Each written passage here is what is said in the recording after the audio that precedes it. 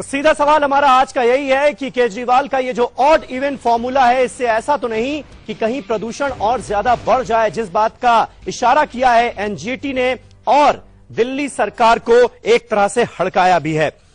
CV Singh साहब, आपसे जानना चाहेंगे, ये जो एनजीटी की तरफ से इशारा किया गया है कि भाई आप एक तरह से लोगों को प्रेरित कर रहे हैं कि वो एक नहीं दो गाड़ियां रखें, एक ऑड नंबर की एक इवन नंबर की, तो इससे तो गाड़ियों की संख्या और बढ़ जाएगी, तो फिर पोल्यूशन और बढ़ेगा, तो कहीं ये फॉर्मूला फेल तो नहीं हो जाएगा? देखिए, मैं बताना चाहूंगा आपको कि प्लानिंग सरकार की पुअर रही। हाँ, इसको इंप्लीमेंट करने से पहले जो सराउंडिंग के चीफ मिनिस्टर्स हैं, हरियाणा के मुख्यमंत्री, पंजाब के मुख्यमंत्री, राजस्थान और उत्तर प्रदेश के, इनसे सलाह करनी चाहिए थी। इनके चीफ सेक्रेटरी, ट्रांसपोर्ट कमिश्नर, उनसे बात करनी चाहिए। सभी पोल्यूशन बोर्ड के कोऑर्डिनेशन प्रॉपर होना चाहिए था। हाँ, क्योंकि मैं किसान का बेटा हूं, आपको बताना चाहूंगा कि पहले मुद्दा ये उठाया था कि ये धान की पराली की वजह से यहाँ पोल्यूशन हुआ और एनजीटी ने काफी फटकार इन सभी स्टेट्स को लगाई थी। लेकिन आज सब गेहूं बो चुके हैं, पराली अब दिखाई नहीं देती पंजाब में ना हरियाणा में। हाँ, लेकिन एसपीएम, आपके नाइट्रोजन के oxide, sulphur dioxide, carbon monoxide, आप ओजोन, बेंजीन और लेड, सभी की मात्रा इसमें एक्सेस मिली है दिल्ली में। तो ये दिल्ली सरकार का कहना बिल्कुल गलत है कि बराबर के राज्यों से यहाँ प्रदूषण आया है। चलिए सीवी सिंह साहब, माफ कीजिएगा मैं आपको बीच में रोक रहा हूं। सोमनाथ भारती साहब इस वक्त हमारे साथ जुड़ गए हैं, आम आदमी पार्टी के विधायक हैं। भारती साहब, आपसे जानना चाहेंगे, आखिर ऐसा क्यों हो जाता है कि एनजीटी जब आपसे ये कहती है कि भाई आप इतना बड़ा फॉर्मूला लागू करने जा रहे हैं, ऑड इवन फॉर्मूला, क्या आपने कोई रिसर्च की है, कोई स्टडी की है, तो उसका कोई जवाब क्यों नहीं होता दिल्ली सरकार के पास? देखिए, emergency situations require emergency measures. अभी दिल्ली एक ऐसे माहौल में जी रही है, अगर उसकी सत्यता बताई जाए, जैसे कि अगर आपने नरेश त्रिहान जी का इंटरव्यू दिखा हो जी, उन्होंने बकायदा 2 हार्ट्स दिखाए, 2 दिल दिखाए। हाँ। एक दिल्ली में रहने वाले आदमी का, एक हिमाचल में रहने वाले आदमी का। बिल्कुल, जो दिल्ली में रहने वाला आदमी का हार्ट है वो बिल्कुल ब्लैक दिख रहा है। बिल्कुल देखा मैंने। अगर ये सत्यता सबको मालूम पड़े जी, तो इस वक्त हमें वो सारे मेजर्स लेने पड़ेंगे जो टफ भी होंगे, इनके उसमें उन लोगों को तकलीफ भी होगी, लेकिन इस वक्त लेने पड़ेंगे। और जो ऑड इवन फॉर्मूला के साथ साथ हमने और ढेर सारे मेजर्स लिए हैं, जैसे कि हमने कहा भी वो जो थर्मल पावर प्लांट है बदरपुर का, उसको बंद करने का प्लान चल रहा है जी। पीडब्ल्यूडी के जरिए हम सड़कों के ऊपर धूल उठाने का प्रोग्राम चला रहे हैं। हाँ। ये जो आपके ट्रकों के आने का समय दिल्ली में है जी, उसको हम आगे बढ़ा रहे हैं। हाँ। केएमपी जो कोंडली और ये मानेसर और पानीपत का जो एक रूट है, उसके ऊपर विचार किया जा रहा है। देखिए, बहुत सारे मेजर्स लेने पड़ेंगे आपको। अभी जितने भी क्रिटिसिज्म आएगा, जितने सुझाव आएंगे, हम सबको लेंगे और सबको लेने के साथ ही एक ऐसा हम कंसोलिडेटेड प्रोग्राम बनाएंगे जिससे कि सबको कन्वीनियंस भी हो और हमारे नहीं। लेकिन सोमनाथ भारती जी, एनजीटी का ये कहना है, उसका इशारा इस तरफ है कि अगर आप ऑड इवन फॉर्मूला लागू कर देंगे तो एक तरह से ऐसे लोग जो 2 कारें रखने की हैसियत रखते हैं वो तो 2 कारें खरीद लेंगे, एक ऑड नंबर की एक इवन नंबर की, गाड़ियां और बढ़ जाएंगी, प्रदूषण और बढ़ जाएगा, तो फिर फायदा क्या होगा? मेरे भाई, अगर आप अपने चैनल पे दिखा दीजिए वो दोनों हार्ट जो नरेश त्रिहान साहब ने दिखाया है। देखिए, हर आदमी अपने बच्चों के लिए सुरक्षित माहौल लेके आना चाहता है। हाँ। इस वक्त वो सारे मेजर्स, इनफैक्ट ये बड़ा बड़ा सतही तौर पे डिस्कशन हुआ कि भाई आदमी 2 गाड़ी खरीद लेंगे, ऐसा नहीं है जी। हर इंसान चाहता है कि उसकी फैमिली, उसके बच्चे खुद एक ऐसे माहौल में जिए जहां की इस तरह की प्रदूषण का माहौल ना हो। इसलिए ये बड़ा जल्दी होगा ऐसे कंक्लूजन निकालना कि देखिए, जो 15 दिन का समय निकाला गया है जी, कि 15 दिन में जो हम ऑब्जर्व करेंगे कि दिल्ली कैसा रिएक्ट करती है इस फॉर्मूले को, क्या क्या लोग सजेशन देते हैं, क्या क्या लोग सुझाव देते हैं, तो उसके बाद हम फैसला कर पाए कि भाई। लेकिन भारती साहब, आप लागू तो इस नियम को दिल्ली पुलिस के जरिए ही करवाएंगे ना? दिल्ली पुलिस ये कह रही है कि पहले आप मोटर व्हीकल एक्ट में संशोधन कीजिए, वरना हम किस बिना पर किसी को रोक लेंगे अगर ऑड इवन नंबर का फॉर्मूला लागू होता है तो। देखिए, मैंने कहा ना कि चूंकि जो भी सुझाव कहीं से भी आएगा उसको हम बिल्कुल कंसिडर करेंगे और उसको अमल में लेके आएंगे। दिल्ली पुलिस के सुझावों को आप अमल में लाएंगे? एक समय बात रख दो। अरविंद केजरीवाल साहब मिलकर के आए गृह मंत्री से जी, और गृह मंत्री ने पूरा प्रॉमिस किया, वादा किया कि हम आपके साथ खड़े हैं और दिल्ली पुलिस को सहयोग करना पड़ेगा। दिल्ली पुलिस कोई अपनी मर्जी से नहीं काम कर सकती। हाँ। इस वक्त अगर सरकार ने एक फैसला किया, गृह मंत्रालय उसको सपोर्ट कर रहा है, तो दिल्ली पुलिस की बाध्यता है कि इस फॉर्मूले के साथ खड़ी हो, 15 दिन तक हम ऑब्जर्व करेंगे। लेकिन दिल्ली पुलिस के साथ आपका 36 का आंकड़ा है ना, इसलिए मैं ये सवाल पूछ रहा हूं। नहीं, 36 का क्या आंकड़ा है? देखिए, हम भी जनसेवा में, वो भी जनसेवा में। हाँ। अगर बस्ती साहब का जो बीजेपी का स्पोक्स पर्सन बनने का जो तरीका है, अगर वो ना हो तो दिल्ली पुलिस हमारे साथ ही खड़ी है। तो राजनाथ सिंह जी कहाँ जाएंगे फिर? हाँ जी सर, आपको तो राजनाथ सिंह जी ने सपोर्ट कर दिया है, फिर बस्सी साहब स्पोक्स पर्सन कैसे हो गए भाजपा के? यही तो आपकी दिक्कत है सोमनाथ जी। आप अच्छे काम को अंदर भी कुछ न कुछ भांजी डालते हैं। यही सोमनाथ भारती का कैरेक्टर है कि अच्छा काम, अच्छी चीज के अंदर भी कुछ न कुछ शौक ऐसा लगा देना है जिससे सारी पकी पकाई खराब हो जाए। एक तरफ से आप कह रहे हैं माननीय राजनाथ सिंह जी ने इस बात का समर्थन किया है, और दूसरी तरफ कह रहे हैं कि बस्सी साहब स्पोक्स पर्सन है बीजेपी के, तो कैसे बात चलेगी? नहीं, आपने आज तक आपने कभी देखा कि भाई पुलिस कमिश्नर किसी सिटिंग चीफ मिनिस्टर को डिबेट के लिए चैलेंज करे? नहीं देखा आपने कभी आज तक? आरपी सिंह साहब, हमने ऐसा भी नहीं देखा कि कोई सिटिंग चीफ मिनिस्टर जिस प्रकार का शब्द इस्तेमाल करता है पुलिस के लिए, ऐसा भी नहीं सुना कि किसी पुलिस वाले के लिए ठुल्ला शब्द इस्तेमाल करे, ऐसा भी नहीं सुना कभी। बात अगर इतना हुआ होता ना, आप चीफ सेक्रेटरी का, प्रिंसिपल सेक्रेटरी का सबको ट्रांसफर कर दिए होते, सस्पेंड कर दिए होते। देखिए अब ये कहते, अभी आपने क्या कहा कि राजनाथ सिंह जी ने कहा कि हम कह रहे हैं हम सपोर्ट करेंगे, भाजपा और आपको केंद्र सरकार पूरा सपोर्ट करेगी, परंतु अपने अपनी बातचीत में, अपने व्यवहार में थोड़ा संयम लाइए। अगर लोगों से कॉपरेशन लेना है थोड़ा संयम लाइए, अपनी भाषा में थोड़ा संयम लाइए। तो आप रिक्वेस्ट कर देते हैं कि आप दिल्ली पुलिस की तरफ से आश्वासन दे दीजिए। मैं दिल्ली पुलिस नहीं, वो आपको राजनाथ सिंह ने कह दिया पूरा करेंगे, तो दिल्ली पुलिस कैसे मना कर देगी? देश के होम मिनिस्टर ने कह दिया, उसके बाद कैसे मना देगा? आप जो शंका तो बनी हुई है सोमनाथ भारती जी, आप कह रहे हैं कि आश्वासन दे दीजिए अपनी भाषा दिल्ली पुलिस ठीक तरीके से इस फॉर्मूले को लागू करवाएगी, इसका आश्वासन दे दीजिए। नहीं, वो तो कहा है, वो खुद कह रहे हैं सोमनाथ भारती, मैं कह रहा हूँ लेकिन शंका बनी हुई है अभी भी। नहीं, सोमनाथ भारती खुद कह रहे हैं कि माननीय होम मिनिस्टर साहब ने इसको खुद किया है। तो दिक्कत ये है कि इनकी जो भाषा है, इनकी जो ये छोप लगाने की, खास करके सोमनाथ भारती जी जो कि केजरीवाल जी के सबसे परम मित्र है, उनकी जो भाषा है वो दिक्कत करती है। दिक्कत मंशा की नहीं है, दिक्कत भाषा की ज्यादा आपकी। चलिए, कम से कम हमारे मंशा पे तो आप डाउट नहीं कर रहे। अरे मैं आपकी मंशा की बात नहीं कर रहा, मैं केंद्र सरकार की मंशा की बात कर रहा हूँ। चलिए, भाषा आपकी है। आरपी सिंह साहब, सोमनाथ भारती जी, हरिशंकर गुप्ता जी भी कांग्रेस से यहाँ पर मौजूद हैं, वो भी कुछ ऐड करना चाह रहे हैं। भारती जी, अभी आपने कहा कि पीडब्ल्यूडी के माध्यम से सड़कों की जो धूल है उसको उठाने के लिए हम प्रयास कर रहे हैं। बड़ा अच्छा कदम है आपका। दिल्ली में हमेशा से सफाई का कार्य जो है सफाई कर्मचारी कॉर्पोरेशन के करते रहे हैं। हाँ। आज वो लोग मन से और आत्मा से टूटे हुए हैं, सरकार में उनका विश्वास लगभग खत्म हो गया है। हरिशंकर, आप एक सुन लीजिए यार, आपकी बात सुनी ना मैंने। आपकी दिक्कत क्या है? आपकी दिक्कत क्या है? More than 50% employees MCD ghost हैं। अरे भाई, आप सुन तो लीजिए बात। आपको पता नहीं है वो? आप सुन लीजिए ना, मैंने लूट मचे एमसीडी के जरिए, आपको पता नहीं है वो? आपकी बात सुनिए ना मेरे पूरी तरीके से, आप सुन लीजिए। एमसीडी को भंग कर दीजिए ना, आपके पास है, आप क्यों नहीं एक्शन लेते? फिर टिप्पणी कर दीजिएगा सोमनाथ जी, बात खराब कर दी ना आपने। दिक्कत है आपको हर बात में राजनीति करनी है, आपकी दिक्कत यही है। सोमनाथ भारती की दिक्कत है कि हर बात में राजनीति करना आपको दिक्कत नहीं है। आपके तो अफसर करप्ट है, आपके तो अफसर के अफसर भ्रष्ट है। नहीं, सोमनाथ जी सुन लीजिए, मैं बात काम की कह रहा हूँ जी, बोलिए। कि आज मैं आपको चैलेंज दे रहा हूँ, एमसीडी के अंदर अगर आप एक भी होस्ट एम्प्लॉय पकड़ देंगे, जो कहेंगे मान जाऊंगा। चलिए, मैं आपको ओपन चैलेंज दे रहा हूं। पूरी रिपोर्ट आ चुकी है, आप क्या रिपोर्ट करिए, आप उसको लागू करिए। चलिए, वो एक अलग मुद्दा है। उसको पकड़िए, उसका जाकर हर बात में राजनीति करने का कोई काम आता नहीं आपको। गुप्ता जी की बात पूरी हो जाए, कुछ कह दूंगा, आप अभी भाग जाएंगे यहाँ से तुरंत। नहीं, अब सुन लीजिए बात को मेरी।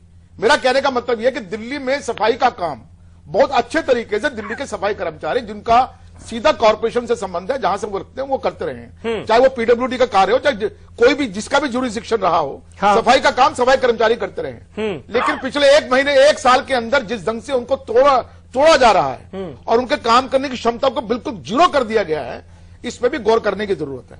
526 करोड़ का बजट आप लोगों ने विज्ञापन के लिए रखा है और आपने बोर्ड लगवा दिया कि कूड़ा बलबा दिल्ली का साफ हो गया, तो साफ तो हो ही गया, क्योंकि जब आपने कह दिया साफ हो गया तो साफ हो गया।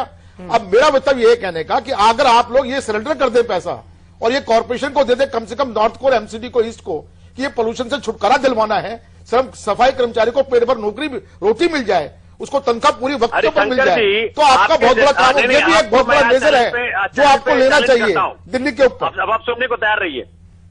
जी बोलिए, संक्षेप करो, हम नहीं बोलते आपके बीच में, आप चैलेंज करता हूं मैं आपको। अगर आप बिल्कुल सत्यता के प्रति और भ्रष्टाचार के विरोध में हैं, अपने काउंसलर्स का, कांग्रेस और भाजपा अपने काउंसलर्स का एसेट ऑडिट कर ले कि चुनाव की पॉलिटिक्स में आने के पहले क्या एसेट था और आज क्या एसेट है और डिफरेंस कहां से आया। अगर डिफरेंस एक्सप्लेन ना कर पाए तो उसको स्टेट टीच कर ले। सोमनाथ भारती जी, आपका चैलेंज कबूल है, ये कहने का मैं आपका चैलेंज कबूल करता हूँ। चलिए आप मेरे को मैं आपका चैलेंज कबूल करता हूँ। मैं आप छोड़िए, आप अपने विधायकों का देख लीजिए, सब विधायकों का अपना खाता देख लीजिए, जब चुनकर आए पिछले 9 महीनों में क्या किया, मैं चैलेंज करूंगा आपको। अपने 70 विधायकों का खाते देख लीजिए, आप अपने 70 विधायकों का खाते कैसे बढ़ गए पिछले 9 महीने में, उसके ऊपर चैलेंज करता हूँ। गुप्ता जी, सिंह साहब, सोमनाथ भारती जी जरा सुन लीजिए। टूटू धवन साहब भी हमारे साथ जुड़ गए हैं, ऑटो एक्सपर्ट हैं, उनकी बात भी सुन ली जाए। टूटू धवन साहब, आपको लगता है कि यह फॉर्मूला कारगर हो पाएगा? क्योंकि एनजीटी कह रही है कि इससे कहीं ऐसा ना हो जाए कि लोग 2-2 गाड़ियां रखने लगे एक के बजाय, पोल्यूशन और बढ़ जाए। देखिए, अभी 15 दिन के लिए तो एक्सपेरिमेंटल बेसिस के ऊपर कोई भी ऐसी गाड़ी नहीं खरीदेगा 15 दिन के लिए, कोई इन्वेस्टमेंट नहीं करेगा जी। तो 15 दिन के बाद ही पता लगेगा क्या रिएक्शन होता है गवर्नमेंट का और क्या अगला स्टेप गवर्नमेंट की तरफ से होने वाला है। हाँ। उसके बाद ही पब्लिक जाके कुछ थोड़ा अपना कॉन्फिडेंस लेगी और चाल चलेगी। बाकी मेरे अपने हिसाब से जो इतनी ही बुरा माहौल है इस वक्त दिल्ली का जी, तो जो सबसे बड़ी प्रॉब्लम है, जो हमारे ट्रकों की जो आते हैं रात को और सुबह चले जाते हैं और अपनी पोल्यूशन फैला जाते हैं, हाँ, के ऊपर एक टोटल बैन लगा देना चाहिए। उनको बाहर हब्स में खड़ा कीजिए या डाइवर्ट कीजिए। उनको एक लाइसेंस आप दे देते हैं 1500 रुपए का या 1200 रुपए का कि आप दिल्ली को जाके पोल्यूट करिए और उसके बाद आगे निकल जाइए।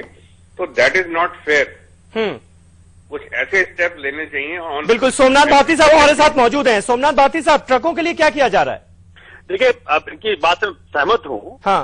ट्रकों पे 2 चीज किया जा रहा है। हाँ। एक तो वो जो ट्रक दिल्ली में इंटर होंगे जी, उनका पूरा पॉल्यूशन चेक होगा और जो एक पैमाने से बाहर होगा उसको हम अलाउ नहीं करेंगे, पहली चीज। दूसरी चीज, जो अभी तक 9 बजे रात का टाइम अलाउड था वो 11 बजे तक पुश करके 11 बजे कर रहे हैं। हाँ। तीसरी चीज एक और है जो कि सरकार इसे विचार करेगी, एक कोंडली, मनेसर और पानीपत का एक बाईपास बनना था। वो तो ऑलरेडी केंद्र सरकार कर रही है। 12,000 करोड़ का अप्रूवल है। ईस्टर्न वेस्टर्न पेरिफेरी कॉरिडोर 2019 तक सुन तो लीजिए, गडकरी जी ने कहा बना कर देंगे, उसमें आप क्या कर रहे हैं? सुन लीजिए। इस पे कोई कोर्ट की अड़चने हैं। हाँ। मुझे लगता है उस कोर्ट की अड़चनों पे ध्यान देकर के हमें खत्म करवाना चाहिए और उसको बनवाना चाहिए। तो ये अभी 2 नहीं 3 नहीं कई मेजर्स लिए जा रहे हैं सरकार के द्वारा। हाँ। देखिए, पॉलिटिकल डिस्कोर्स और डिस्कोर्स बदला है। अब हम ऐसे मुद्दों पे चर्चा कर रहे हैं जो कि जिसमें पॉलिटिक्स नहीं है, जो जनता के साथ डायरेक्टली लिंक्ड है जी। हम कोई कॉस्ट स्लॉटर पे, बीफ बैन पे बात नहीं कर रहे हैं। 400% पे हाइक पे बदलने का केजरीवाल साहब को जाता है जी। भाजपा के साथी ने मदद करी है, उसमें हम उनका बिल्कुल धन्यवाद करते हैं। अपने माननीय गृह मंत्री साहब ने मदद करी है, उसमें धन्यवाद करते हैं जी। हम सब मिलकर के दिल्ली को प्रदूषण रहित बना पाएंगे, बड़ा अच्छा रहेगा। लेकिन भारती जी, एनजीटी का ये कहना है कि भाई आप 6000 अतिरिक्त बसें लगाने की बात कर रहे हैं, एक बस जो है वो 10 कारों के बराबर प्रदूषण करती है, ऐसे में प्रदूषण कम कैसे होगा? और सीएनजी की कारें जो हैं उनको बढ़ावा क्यों नहीं दिया जा रहा? सीएनजी को बढ़ावा क्यों नहीं दिया जा रहा दिल्ली में? 15 तारीख को ऑनरेबल सुप्रीम कोर्ट भी इस मैटर पे चर्चा करेगा। हाँ। ऑनरेबल सुप्रीम कोर्ट के फैसले के बाद मुझे लगता है कि ऑनरेबल सुप्रीम कोर्ट आपस के डिस्कशंस के कारण इस मामले को बहुत गंभीरता से लेकर के पूरे के पूरी एक कंसोलिडेटेड प्लान लेके मेरे ख्याल से भावना है आने वाली है। तो ऑनरेबल सुप्रीम कोर्ट के डिसीजन के बाद हम कुछ देख पाएंगे कि भाई किस दिशा में गाड़ी चलनी है। देखिए, सरकार क्या प्लान है ये तो क्लियर है ना, करेगा डीजल और पेट्रोल की कारें जो हैं वो सीएनजी कारों से कहीं ज्यादा प्रदूषण पैदा करती हैं, तो उसको बढ़ावा देने के लिए आप लोग कुछ करेंगे? देखिए, हमने कहा ना कि भाई जो भी सुझाव आ रहे हैं, हाँ, जो भी क्रिटिसिज्म आ रहा है जी, हम दोनों को बड़े गंभीरता से ले रहे हैं। इन सारे सुझावों, इन सारे क्रिटिसिज्म को लेकर के 1 जनवरी 2016 को जब ये प्रोग्राम पूरा लॉन्च होगा, उस वक्त आप देखेंगे भाई जितने सुझाव आए, चाहे भाजपा के मित्रों की तरफ से आए हों या कांग्रेस के मित्रों की तरफ से आए हों या कोर्ट की तरफ से आया हो, इन सब का एक समाधान लॉन्च करने के पहले दे दिया जाना चाहिए। जी, लेकिन दिल्ली पुलिस के सुझावों को आप गंभीरता से नहीं ले रहे, ऐसा लग रहा है। नहीं, देखिए, जब मैंने कहा कि जैसे कि आरपी सिंह साहब ने बड़े अच्छे तरीके से कह दिया कि भाई जब टॉप बॉस जो गृह मंत्री हैं, जब उन्होंने आश्वासन दे दिया, जब उन्होंने प्रॉमिस कर दिया कि वो पूरी मदद की जाएगी, आज ये माहौल ये नहीं तो मोटर व्हीकल एक्ट में संशोधन होगा या नहीं होगा भारती साहब? देखिए, पर्सनल स्पोर्ट्स करने का यहाँ पे कोई स्कोप नहीं है। यहाँ पे दिल्ली की जनता के स्वास्थ्य का मिलियन चिल्ड्रन का स्वास्थ्य का सवाल है, जो क्या रेस्पिरेटरी डिजीज से सफर कर रहे हैं। लेकिन मोटर व्हीकल एक्ट में संशोधन होगा या नहीं? क्योंकि दिल्ली पुलिस ने सुझाव दे दिया, भी करा जाएगा। नहीं तो 1 जनवरी से पहले वो करना पड़ेगा ना आपको, अगर 1 जनवरी से आप ये लागू करने जा रहे हैं। देखिए, सरकार की मतलब अब चूंकि मैं इस वक्त मेरे पास मोटर व्हीकल एक्ट नहीं है, अगर उसमें जरूरत पड़ेगी, मुझे लगता है कि ऐसे डायरेक्शंस को 15 दिन के तौर पे लगाने के लिए, एग्जाम्पल के तौर पे लगाने के लिए इस वक्त कोई कानून में बदलाव करने की जरूरत नहीं। सीवी सिंह साहब, क्या आपको लगता है कि वाकई जरूरत होगी एक्ट में संशोधन की? बिल्कुल जरूरत है, क्योंकि टेक्निकली मैं बताना चाहूंगा कि जो डीजल एग्जॉस्ट था, इसको पहले 2A की सीरीज में रखा गया था, हैजार्डस मटेरियल की। अब इसको 1 कैटेगरी में, जहां पे एस्बेस्टस और आपका ये आर्सेनिक जी एंड टोबैको, उस क्लासिफिकेशन में इसको डाल दिया गया है। यानी कि इससे जो फैलने वाले वो है कैंसर इतने हो जाएंगे छोटे बच्चों में कि आपके सुपर स्पेशलिटी हॉस्पिटल्स कम पड़ जाएंगे। आपको निदान के लिए यहाँ के दिल्ली के अस्पतालों के बजाय गुड़गांव और आसपास के पेरीफेरी के जो हॉस्पिटल्स हैं उनका सहारा लेना पड़ेगा। इसको बड़ी लाइट ले रहे हैं। एज ए साइंटिस्ट मैं कहना चाहूंगा कि हम सबसे पहले चाहते हैं कि 100% कंप्लायंस हो और सख्त कानून हो। जैसे WHO ने PM 2.5 का 25 लिमिट रखी है, यहाँ पर 60 है जी। मैं तो ये कहूंगा कि और स्ट्रिक्टर होना चाहिए, क्योंकि जब तक इसका समाधान सब बैठकर नहीं सोचेंगे, इसमें राजनीति ना हो। केंद्र सरकार स्टेट गवर्नमेंट और स्टेट गवर्नमेंट केंद्र सरकार पर आरोप प्रत्यारोप ना लगाए, स्टेट गवर्नमेंट दिल्ली पुलिस पर आरोप ना लगाए। इनके पास official machinery, official staff, infrastructure, enforcement staff होना चाहिए। सिर्फ बात कहने से ही ये पोल्यूशन कंट्रोल नहीं होगा कि रिमोट कंट्रोल दबा दिया कि पोल्यूशन कंट्रोल हो गया। 15 दिन के लिए बसें बंद कर दी और चीज भी मान ला 50% बस हुए तो पोल्यूशन डेफिनेटली कम होगा, लेकिन क्या सस्टेनेबल है? मैं नहीं मानता कि एक सॉल्यूशन ऐसा होना चाहिए जो सब लोगों को मान्य हो, आम जनता को दुख ना निकले। हरिशंकर जी, हालात बहुत ज्यादा गंभीर हैं, ये हर कोई मान रहा है। ऐसे में सोमनाथ भारती साहब को अप्रिशिएट क्यों नहीं करते? आपकी आम आदमी पार्टी की सरकार ने कम से कम इतना गंभीरता से लिया प्रदूषण का मुद्दा। सवाल सोमनाथ भारती का और आम आदमी पार्टी का नहीं है।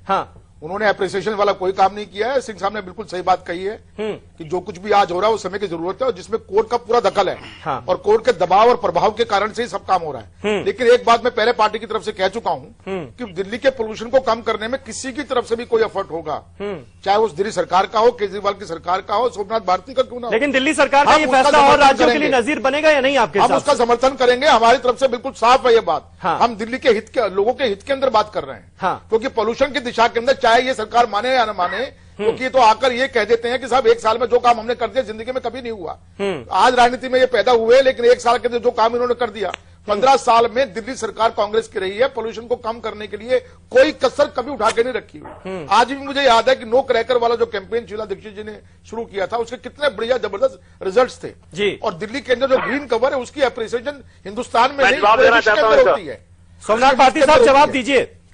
देखिए, शैलजा जी इनके समय में प्रिंसिपल सेक्रेटरी थी, चीफ सेक्रेटरी थी दिल्ली की। उन्होंने किसी और चैनल पे कहा कि उन्होंने सलाह दिया था शीला जी को कि भाई आप डीजल की कारों को बंद कर दीजिए। उन्होंने कहा कि लेकिन कोई ऑटो लॉबी इतनी स्ट्रांग थी, उनको पता नहीं क्या कह गई, क्या कर गई, आपको मालूम है उनकी सलाह पे जाने। आप डीजल की कारों की बात कर रहे हैं और सीएनजी बस खोलने क्या है दिल्ली के अंदर? और सीएनजी में सीएनजी बस कौन लेकर आया बताइए मेरे को। सुप्रीम कोर्ट ने 10,000 बस का फ्लाइट 10,000 बस का दिल्ली के अंदर सीएनजी नहीं। आप ऐसी बात करने की जरूरत क्या है? हर वक्त लॉबी का जो काम है। अब चीफ सेक्रेटरी ने क्या सुझाव के बारे में कह दिया? आप चिल्लाने लगे। कांग्रेस के जमाने दिल्ली के अंदर सीएनजी बसेस का फ्लीट लॉबिंग हमारे में नहीं चलती। आप बताइए, अब्बास साहब भी लॉबिंग हमारे में बसेस का फ्लीट कौन लेकर आया? अगर डीजल कार बंद करनी होगी वो भी कर देंगे। यही तो कांग्रेस सरकार ने जिसने किया है, एक एक्सपेरिमेंट चल रहा है।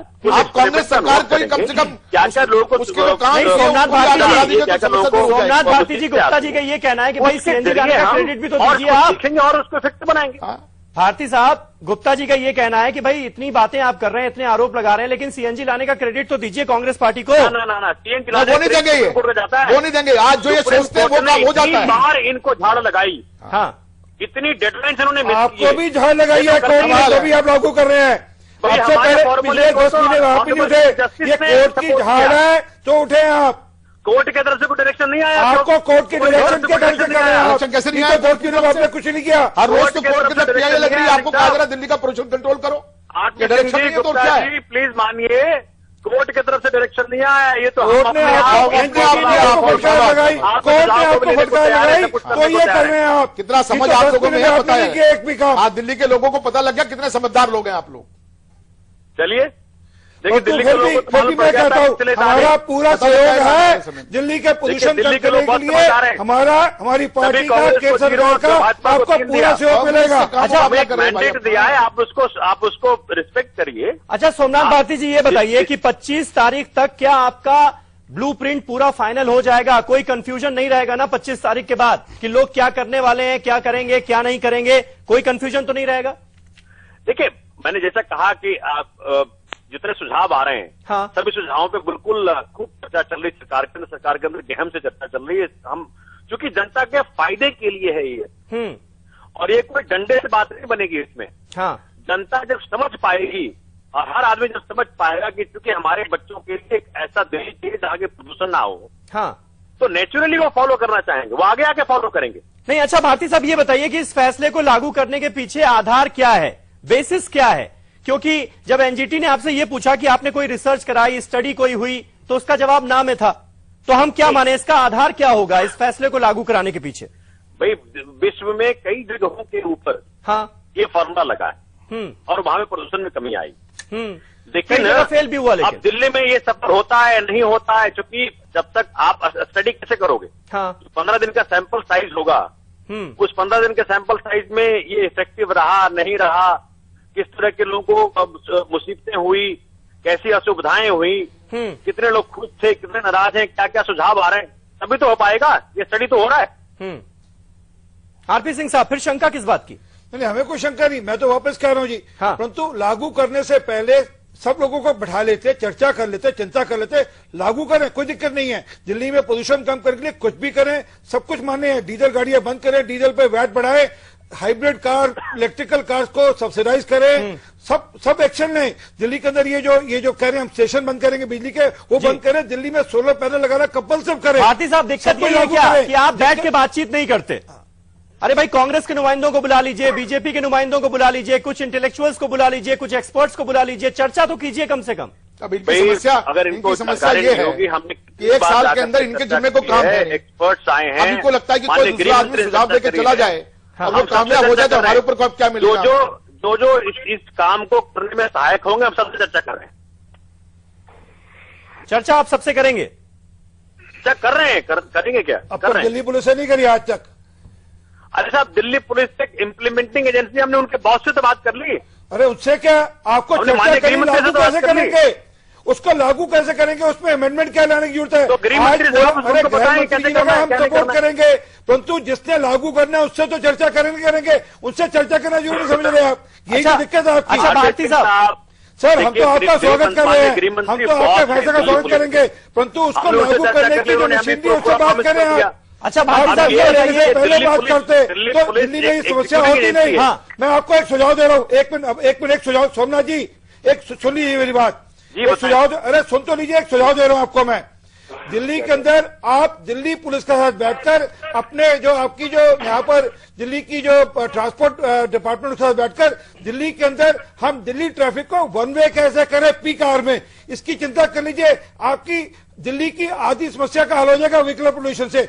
आप सुबह के 3 घंटे, शाम को 3 घंटे वन वे कर दीजिए ट्रैफिक को, ताकि दिल्ली में जो रास्ता आधे घंटे में कवर करना होता है वो 1.5 घंटे में ना हो। दिल्ली में 1 घंटा सड़क पे गाड़ी रुकेगी, बचेगी, उससे लाभ हो जाएगा दिल्ली के अंदर। दिल्ली को रेड लाइट बना दीजिए। भारती साहब, एक कंफ्यूजन इस बात को लेकर भी है कि भाई 60 लाख गाड़ियां आती हैं हर रोज दिल्ली की सड़कों पर, और जो ट्रैफिक पुलिस वाले हैं उन्हें रोकेंगे कैसे? ट्रैफिक पुलिस वालों की संख्या बहुत कम है। देखिए, मैंने कहा कि जब 15 दिन का सैंपल साइज लिया गया है, हाँ, हम लोग इतने हड़बड़ी में मत रहे हैं, हाँ, हम सारे समस्याओं का समाधान अभी इस वक्त जो हाइपोथेटिक सिचुएशन है उसको भी इमेजिन करके ना, नहीं हाइपोथेटिकल नहीं है ये। 6,000 ट्रैफिक पुलिस के जवान हैं, उसमें से 2,000 छुट्टी पे रहते हैं, वीआईपी ड्यूटीज पे रहते हैं, स्पोर्ट्स के कामों में रहते हैं, बचे 4,000 60 लाख वाहनों को कैसे देखेंगे? मैंने जैसा आपको पहले कहा जी कि ये जो इन्फोर्समेंट इसका होगा, हाँ, वो डंडे से नहीं होगा, ये समझ से होगा, जनता का पार्टिसिपेशन से होगा, उनको समझ पूरी आएगी, अपने बच्चों की सेहत के लिए है। लेकिन दिल्ली पुलिस कह रही है कि फाइन आपको बढ़ानी पड़ेगी, 100-200 से काम नहीं चलेगा, 2,000 रुपए की फाइन करनी पड़ेगी कम से कम, तब मामला बनेगा। 2,000 क्या, लोग दिल्ली के लोग 4,000 देने के लिए राजी हो जाएंगे अगर उनको असली मतलब समझ में पूरा आ गया तो। अरविंद केजरीवाल साहब आजकल दे रहे हैं रेडियो पे अपना मैसेज, पैसा तो बर्बाद अच्छा उसका रिएक्शन हो रहा है। हाँ। और आरपी सिंह साहब का बताता हूँ, जो उन्होंने सुझाव दिया है जी, खास करके मैंने अपने कंस्टिट्यूंसी में सर, हाँ, इस मसले के साथ किसी के साथ लग करके अपने विधानसभा क्षेत्र में कर रहा हूँ उसको। अरे पूरी दिल्ली में क्या दिक्कत है आपको? अपने विधानसभा दिल्ली का लाभ होगा, घूमता हूँ, दिल्ली के आने वाले भविष्य का लाभ होगा, उसमें क्या दिक्कत है? आप ये कह रहे हैं हमने बीजिंग से, सिंगापुर से, सिंगापुर में ये 1 वे ट्रैफिक है, दिल्ली में, सिंगापुर में कहीं 2 वे ट्रैफिक नहीं है। इसको दिल्ली भर में स्वागत योग्य है, इसको हम सरकार के आगे रखेंगे। चलिए, आरपी सिंह साहब बहुत बहुत शुक्रिया। सोमनाथ भारती जी, आप भी हमारे साथ इस चर्चा में जुड़े, आपका भी बहुत बहुत शुक्रिया। हरिशंकर गुप्ता जी, सीवी सिंह साहब, बहुत बहुत शुक्रिया हमारे साथ इस बहस में जुड़ने के लिए। तो उम्मीद हम ये करते हैं कि आज के सीधा सवाल के जरिए कुछ सवालों के जवाब हमने दर्शकों के देने की कोशिश की है, कुछ सवालों के जवाब सरकार की तरफ से भी आए हैं, और कहा यह जा रहा है कि 25 तारीख तक जितना भी कंफ्यूजन है उसे दूर कर लिया जाएगा और इस फैसले का ब्लूप्रिंट दिल्ली की जनता के सामने आ जाएगा। फिलहाल सीधा सवाल में मेरे साथ बस इतना ही। नमस्कार।